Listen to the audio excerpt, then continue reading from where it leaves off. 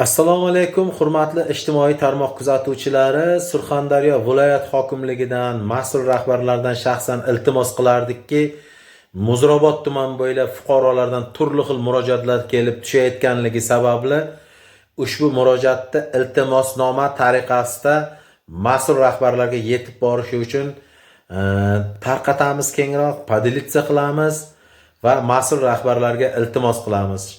Muzrabot tumani o'zi 9 oy deganda yiliga bir marta 9 oy mehnat qilib piyozdan daromad ko'radi.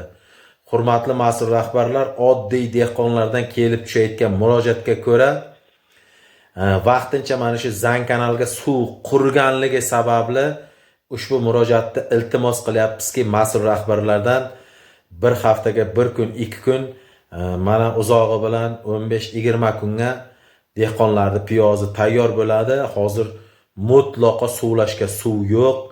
Shuning uchun iltimos qilardikki, mas'ul rahbarlar ushbu videoni ko'rib, Zang kanalga vaqti bilan bir haftaga 2 kun, uzog'i bilan 20 kun muddat ichida 2-3 marta suv qo'yib yuborib, dehqonlarning piyozini suvlab, pishirib, yaxshi narxda sotishiga o'z hissalaringizni qo'shasizlar degan umiddamiz.